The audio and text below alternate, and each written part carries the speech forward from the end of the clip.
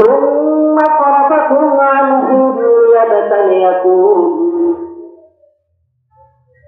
আল্লাহ তাআলা বিজয় দান করার পর আবার পরাজয় ঘটিয়ে কিছু কিছু লোকদেরকে ঈমানের পরীক্ষা করার জন্য চায়। বিজয় দান করার পর আবার পরাজয় দান করে আল্লাহ রাব্বুল আলামিন কিছু কিছু ঈমানদারদের ঈমান পরীক্ষা করার জন্য চাই। এই কারণে দুঃখ দুর্দশা দেয়। আরেক জায়গায় আল্লাহ বলেন ওয়ায়াত্তাখিযা মিনকুম শুহাদা, আল্লাহ রাব্বুল আলামিন তোমাদের কতজনকে শহীদ হিসেবে কবুল করতে চায়, শহীদ বানাতে চায়।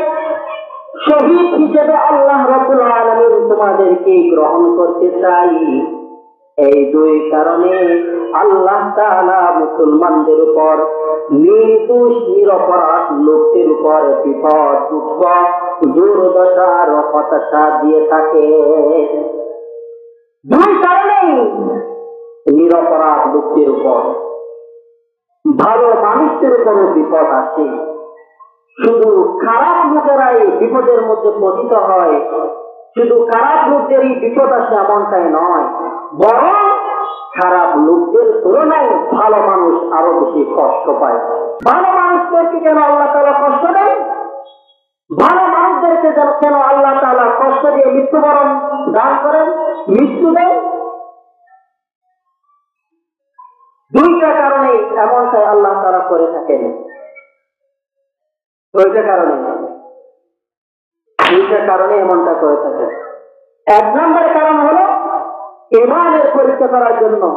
তারা ঢুকে ঢুকে দুঃখ দুর্দশায় হতাশায় দূর দিনে আল্লাহর উপর তাওয়াক্কুল করে, আল্লাহর উপর ভরসা করে, ঈমান মজবুত করে এটা দেখার জন্য বিপদ দেয়।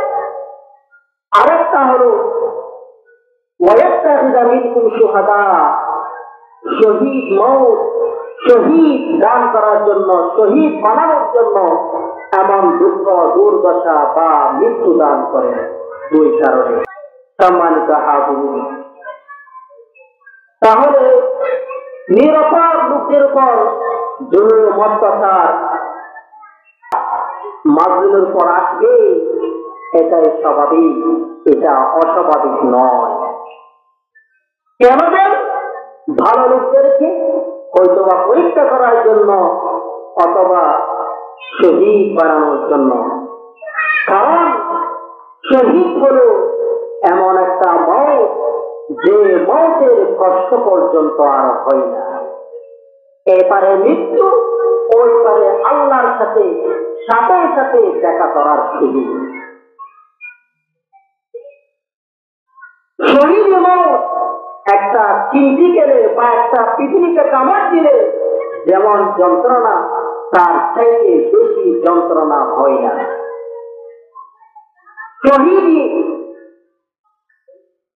শহীদ অর্জন করে মানুষ যেভাবে আল্লাহ প্রিয় বান্দা হওয়া যায়, আল্লাহর কাছে পূর্ণ সওয়াব পাওয়া যায়, আল্লাহর কাছে মকবুল হওয়া যায়, আল্লাহর কাছে কবুল হওয়া যায়, শহীদের মাধ্যমে যেমন ফজিলত পাওয়া যায়, অন্যান্য আমলের কারণে, অন্যান্য আমলের দ্বারা এত বেশি ফজিলত, এত বেশি সওয়াব, এত বেশি মকবুল আল্লাহর কাছে হওয়া বাকি আমলের দ্বারা বড় কঠিন।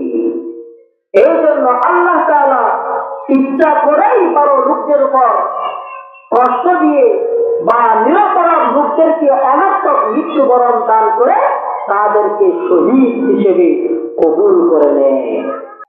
যারা শহীদ হয়, শহীদ হওয়ার পর শহীদের সওয়াবগুলো যখন আল্লাহ তাদেরকে দান করবেন, শহীদের যে পূর্ণ যে মর্যাদা, এইগুলা যখন তারা উপলব্ধি করতে পারবে, তখন আল্লাহ রাব্বুল আলামিনের কাছে দরখাস্ত করতে থাকবে, আবেদন করতে থাকবে, আল্লাহ, ও আল্লাহ, আমাকে আবার দুনিয়ায় পাঠাও, আবার যেন আমি শহীদ হয়ে আসতে পারি। আমাকে আবার পাঠাও, আবার যেন শহীদ হয়ে আসতে পারি। আবার পাঠাও, আবার যেন শহীদ হয়ে আসতে পারি। আবার পাঠাও, আবার পাঠাও, আবার পাঠাও, আবার যেন আপনার রাস্তায় শহীদ হয়ে আসতে পারি। শহীদের মর্যাদা যখন উপলব্ধি করতে পারবে, তখন আবেগ উৎপন্ন হয়ে আল্লাহর কাছে বারবার দরখাস্ত করতেই থাকবে। এত বেশি মর্যাদা শহীদদের, এত বেশি পুণ্য, এত বেশি ফজিলত শহীদদের। আমরা মনে করি এই নিরপরাধ লোকটা মরল কেন? এই নিরপরাধ লোকটির কোনো দোষ ছিল না, কেন এই লোকটি মৃত্যুবরণ করল? আসলে কখন কিভাবে কোন মৃত্যু দিলে এটা আমি আর আপনি বেশি জানি, নাকি আমাদের সৃষ্টিকর্তা মহান খালেক মহান রব তিনি বেশি জানেন? অবশ্যই তিনি বেশি জানেন। এই জন্য যাকে যেভাবে মৃত্যু দেওয়া দরকার, বিপদ দেওয়া দরকার, সেভাবে তিনি তাকে বিপদ বা মৃত্যু দান করেন। সুবহানাল্লাহ। এই যে আমাদের গত 2-1 সপ্তাহ আগে সাইফুল ইসলাম আলিফ ভাই শহীদ হয়েছেন, একেবারে নিরপরাধ লোক। কি তার দোষ ছিল, কি তার অপরাধ ছিল? সে একজন আইনজীবী এবং সাধারণ মুসলমান, এটাই হলো তার দোষ। আর কোন দোষ তার ছিল না। একজন অপরাধী, ইস্কন্ডের একজন দালাল, নামটাও কেমন দেখেন, লুথালটাও ভাগা হয়ে যায়, চিন্ময় কৃষ্ণ প্রভু ব্রহ্মচারী, নামটাও শুনলে কেমন কেমন গাল, যে জবানটা নাপাক হয়ে যাওয়ার মতো লাগে। ওই ইস্কনের একজন দালাল, সে দেশদ্রোহী কথাবার্তা বলেছে, দেশের পতাকা অপমাননা করেছে। দেশ তাকে আর ছাড় না দিয়ে দেশের আইন অনুযায়ী তাকে গ্রেফতার করা হলো। ওই হিন্দুরা, কিছু কিছু হিন্দু ভাইয়েরা যারা না বুঝে তার পক্ষ নিয়ে তাকে ছাড় দেওয়ার জন্য, তার পক্ষ নিয়ে তাকে ছাড় দেওয়ার জন্য মিছিল হরতাল শুরু করলো। এমনকি এক পর্যায়ে এই সাইফুল ইসলাম আলিফ ভাইকে হত্যা পর্যন্ত তারা করে ফেলেছে। শুধু তা নয়, সাধারণ মুসলমান যারা ব্যবসায়ী মানুষ ভিডিওর মধ্যে, ফেসবুকের মধ্যে এসেছে, ঘন্টার পর ঘন্টা বন্দি করে তাদের উপর টর্চার করা হয়েছে, তাদের উপর নির্যাতন করা হয়েছে। কেন করা হয়েছে? কি অপরাধ তাদের? আর তাছাড়া সবচেয়ে বড় কথা হলো, আমরা বাংলাদেশের মানুষ ধৈর্য পরায়ণ, এই জন্য আমরা এখনো পর্যন্ত এই হিন্দু সম্প্রদায়ের উপর আক্রমণ করি নাই। কারণ আমরা বাংলাদেশের প্রতিটা তৌহিদি জনতা চাই সম্প্রীতিভাবে সকলে হাতে হাত রেখে সোনার বাংলা গড়ার জন্য। নতবা এই হিন্দু সম্প্রদায়কে এই বাংলার জমিন থেকে বের করে দেওয়া, তাদের জন্য বাংলাদেশের তৌহিদি জনতার জন্য একদিনের চাইতে বেশি লাগবে না। আপনারা যারা হাটহাজারে গিয়েছেন, আপনারা জানেন যেখানে আমরা নিজেরাও স্টাডি পড়ালেখা করেছি হাটহাজার মাদ্রাসায়। হাটহাজারি মাদ্রাসার পাশে একেবারে নিকটে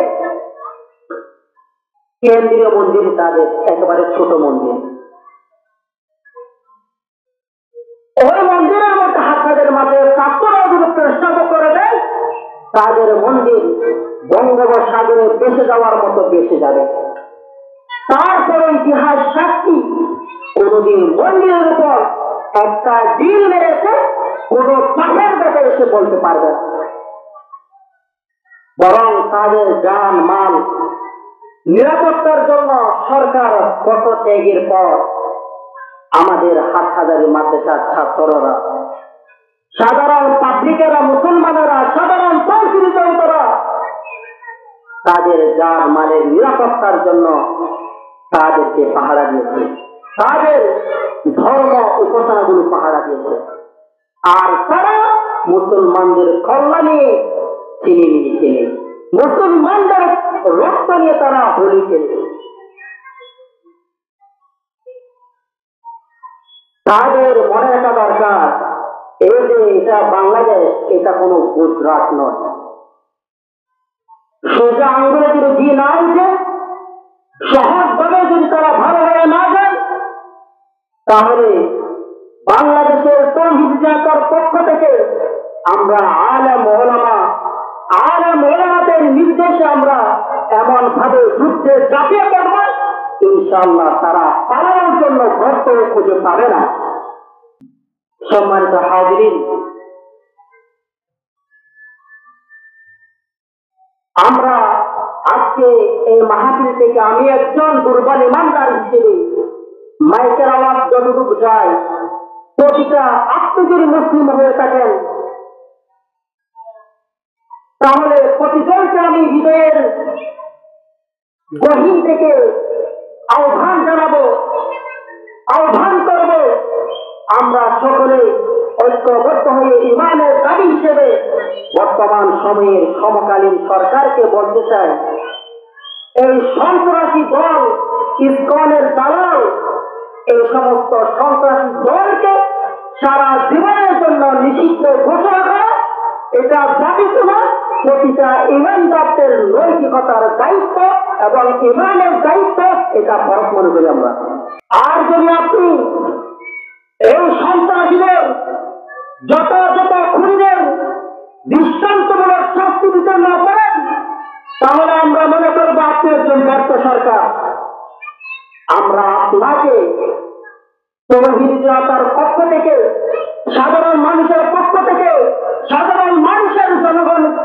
সাধারণ জনগণের কল্যাণ করবেন, সাধারণ মানুষকে আপনি দেখবেন, দেখাশোনা করবেন, কষ্ট দিবেন না সরকারি সরকারের মতো, এই ভেবে আমরা আপনাকে অন্যদের তুলনায় ভালো মনে করে আপনাকে ওই পদ দিয়েছি আমরা সাধারণ জনগণেরা।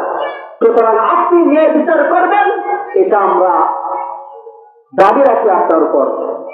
যদি করতে না পারেন তাহলে মনে করবো আপনি একজন দুর্বল সরকার, ওই মুসলমানদের সরকার হওয়ার যোগ্যতা আপনি রাখেন না, এটা আমরা মনে করব। আল্লাহ রাব্বুল আলামিন গোটা মুসলিম উম্মাহর বিপদ আপদ দূর করে দিয়ে আমাদের বাংলাদেশের মধ্যে সকলে হাতে হাত রেখে সম্প্রীতিভাবে সোনার বাংলা গড়ার তৌফিক দান করুক, সকলে বলে আল্লাহুম্মা আমিন। আল্লাহ এবং আল্লাহর রাসূলের নির্দেশ অমান্য করার কারণে এই বিপদ বা দুর্দিন আসে মুসলমানদের উপরে, এক নম্বর কারণ। এবং দ্বিতীয় নম্বর কারণ হলো মুসলিম উম্মার উপর বিপদ বা দুর্দিন আসা, মুসলমানদেরকে আল্লাহ তাআলা কতগুলা নীতি দিয়ে দিয়েছেন, তাদের জান মাল নিরাপত্তার জন্য কতগুলা নীতি নির্ধারণ করে দিয়েছেন। সেই নীতিটা হলো সাধ্য অনুযায়ী অমুসলিমদের জুলুম অত্যাচার ঠেকার জন্য তোমরা অস্ত্র শস্ত্র তৈরি করে রাখবা। এটা আল্লাহ তাআলা পবিত্র কুরআনুল কারীমের সূরা আনফালের 7 নম্বর আয়াত উল্লেখ করে বলেন, আউযু বিল্লাহি মিনাশ শাইতানির রাজীম ওয়া'ইদ্দু লাহুম মাস্তাতা'তুম মিন কুওয়াহ وأعدوا لهم ما استطعتم من قوة ومن رباط الخيل ترهبون به عدو الله وعدوكم وآخرين من دونهم لا تعلمونهم الله يعلمهم وما تنفقوا من شيء في سبيل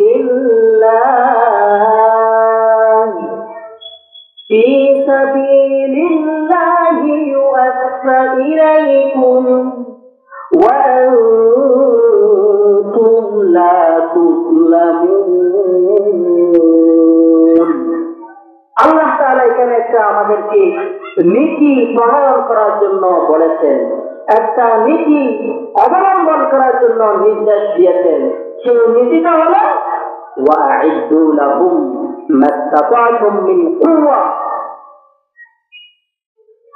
তোমরা সাধ্য অনুযায়ী অমুসলিমদেরকে ঠেকানোর জন্য, তাগুতদেরকে ঠেকানোর জন্য তোমরা অস্ত্র শস্ত্র ও সমর তৈরি করে রাখবা। আল্লাহ এবং আল্লাহ রসুলের দুশমন এবং তৌহিদ জামাতের দুশমন, মুমিনদের দুশমন, তাদের দুর্মততা ঠেকানোর জন্য তোমরা কিছু অস্ত্র শস্ত্র ও সমর তৈরি করে রাখবা।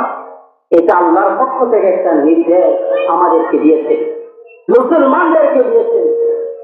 এই নির্দেশ অমান্য করার কারণে মুসলমানরা আজকে পথদলিত ও নিপীড়ন, মুসলমানদের উপর দুর্নীতি।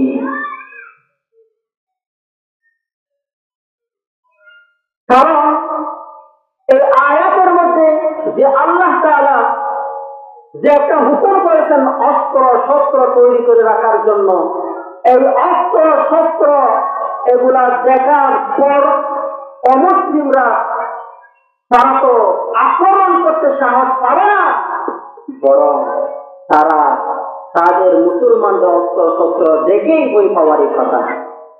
এখন অমুসলিমরা যে মুসলমানদেরকে ভয় করবে এটা তো অনেক দূর। অমুসলিমদের প্রস্তুতি, তাদের যে অস্ত্র শস্ত্র সমর, এগুলা দেখে আমরা সাধারণ মুসলমান উল্টো হয়ে যাই। তারা যে রকম অস্ত্র শস্ত্র তৈরি করে রেখেছেন, এটা দায়িত্ব দিয়েছিল আল্লাহ আমাদেরকে তৈরি করে রাখার জন্য।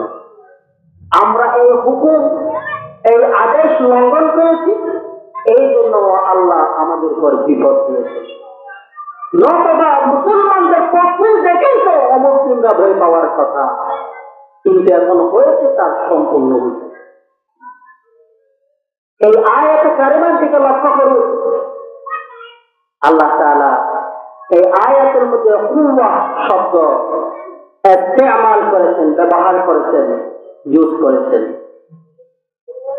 কুওয়া শব্দের অর্থ হল শক্তি, পাওয়ার বা ক্ষমতা।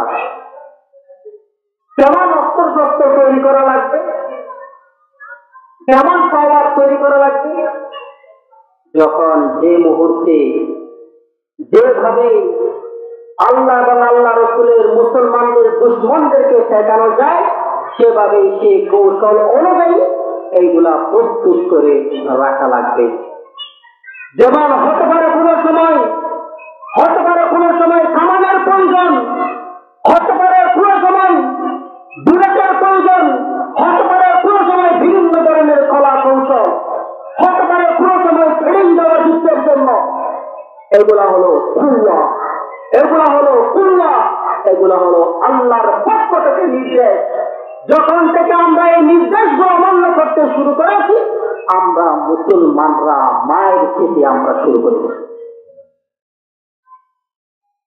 এমন তোমার শক্তি তোমরা মুসলমানেরা ও ইমানদারেরা তোমরা তৈরি করে রাখবা, যে শক্তিগুলো দেখে বাতিলের দলেরা, তাগুতের দলেরা, আল্লাহ এবং আল্লাহর রাসূলের দুশমনেরা, তাওহীদের দুশমনেরা, শয়তানের পক্ষ অবলম্বনকারীরা, তারা তো ভয় পাবে। এখন আমরা তাদেরকে ভয় না পেয়ে, তারা আমাদেরকে ভয় না পেয়ে, উল্টো আমরা তাদেরকে ভয় পাচ্ছি। তার কারণ হল আল্লাহর হুকুম অমান্য করে ফেলছি। আমাদের কোনো প্রস্তুত নেই যুদ্ধের জন্য, জিহাদের জন্য।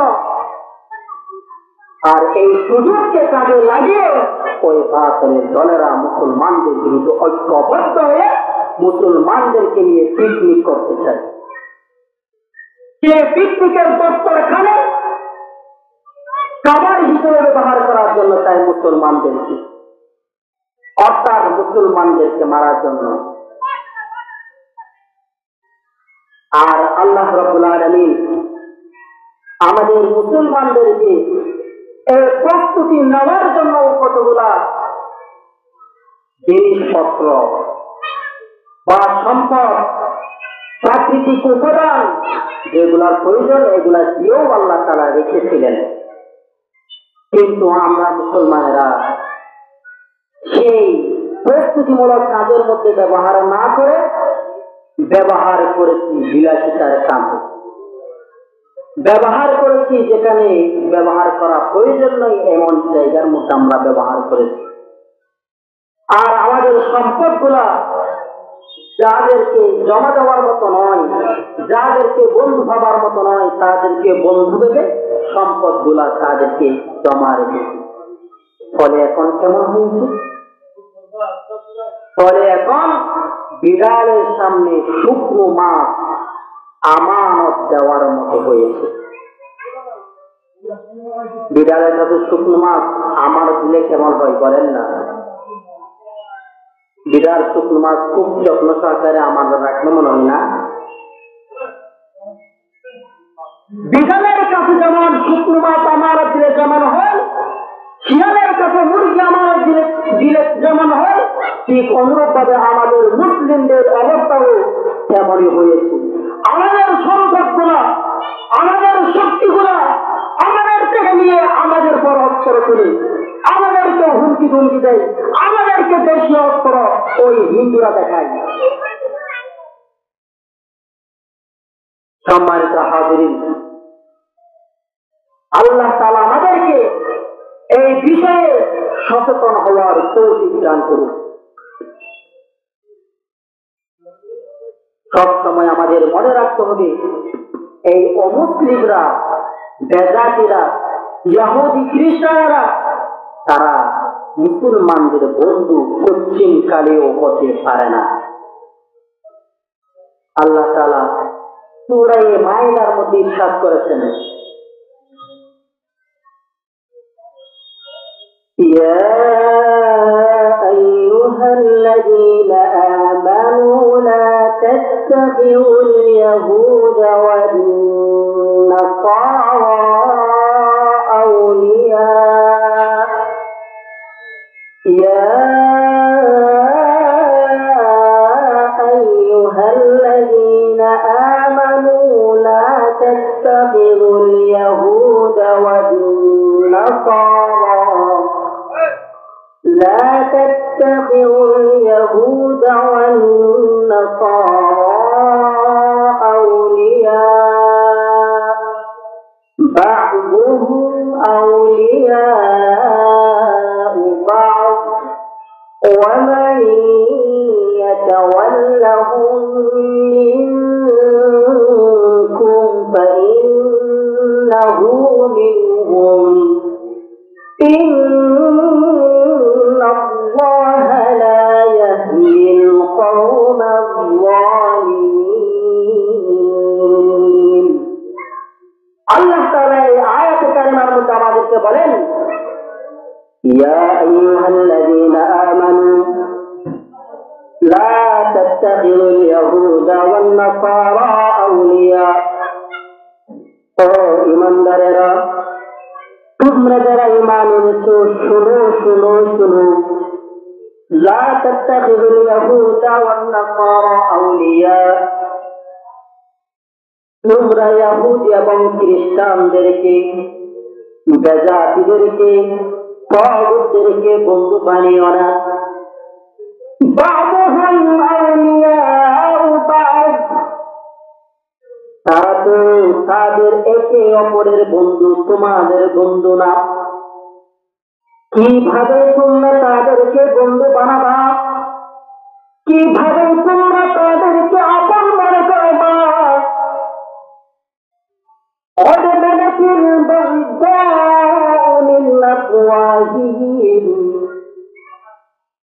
তাদের মুখ থেকে মুসলমানদের ব্যাপারে তো সদা সর্বদা হিংসা বিদ্বেষ প্রকাশ পায়।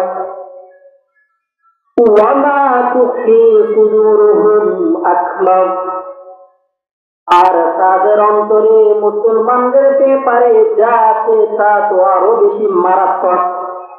সুতরাং তাদেরকে আপন ভাবার বা বন্ধু বাবার মতো ব্যক্তি না, তাদেরকে আপন বাবার মতো ব্যক্তি তারা না, তাদেরকে বন্ধু বাবার মতো ব্যক্তি তারা না। তাদের মুখ থেকেও মুসলমানদের প্রতি বিদ্বেষ প্রকাশ পায়, আর তাদের অন্তরে যে মারাত্মক ধরনের দুঃসাহস, এগুলো তো আরো মারাত্মক। আল্লাহ বলেন সূরা বাকারার ১ম নম্বর পারা ২য় নম্বর পৃষ্ঠার মধ্যে বলেন, وَإِذَا لَقُوكُمْ قَالُوا آمَنَّا وَإِذَا خَلَوْا إِلَى شَيَاطِينِهِمْ قَالُوا إِنَّا مَعَكُمْ إِنَّمَا نَحْنُ مُسْتَهْزِئُونَ। যখন মুনাফিকরা, যখন তাওহীদ পরিপন্থীরা,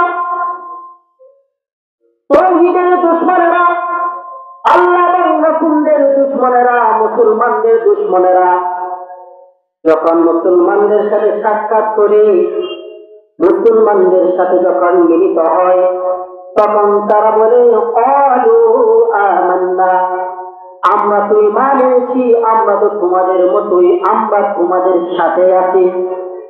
ওয়াইযা খালাউ ইলা শায়াতিনহিম, আর যখন শয়তানের সাথে মিলিত হয়, আর যখন তোমাদের কাছ থেকে চলে যায়,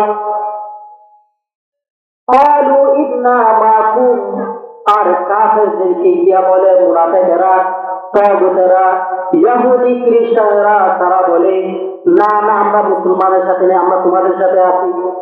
মুসলমানদেরকে গিয়ে বলে আমরা তোমাদের সাথে আছি, আর ইহুদি খ্রিস্টান নফর তাদের সাথে গিয়ে বলে না, আমরা তোমাদের সাথে আছি। দেখছেন তাদের মনে কত রকমের, এক মুখে এক জবানে কত রকমের কথা তাদের মুখে উচ্চারণ হয়। কিভাবে আমরা তাদেরকে বন্ধু বানাই? তাদের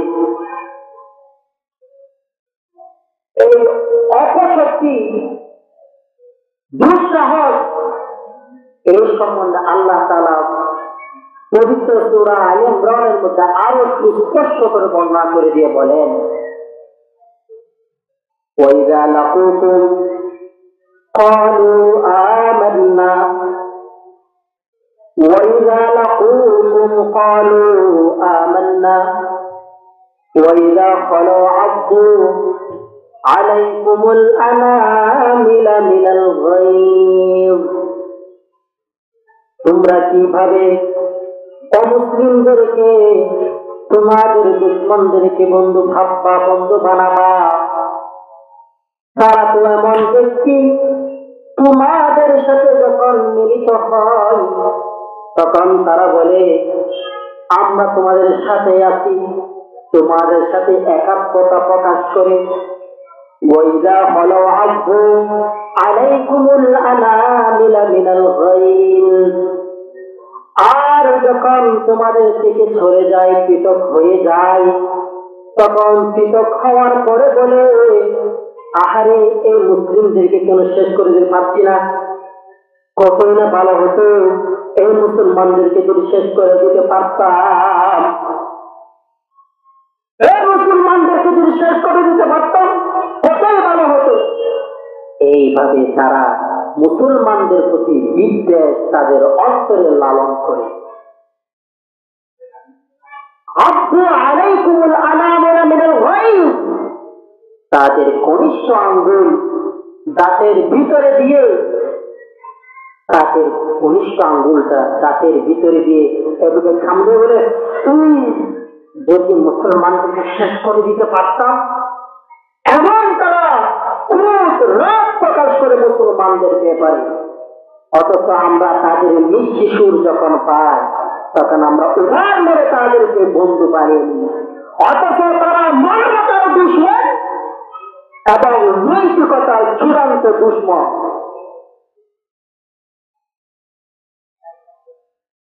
আল্লাহ রাব্বুল আলামিন আমাদেরকে তাদের দুঃসাহস এইগুলার ব্যাপারে সচেতন হওয়ার তৌফিক দান করুন। সম্মানিত হাজিরিন, বলতেছিলাম মুসলমানদের উপর বিপদ বা দুর্দিন আসার কারণ।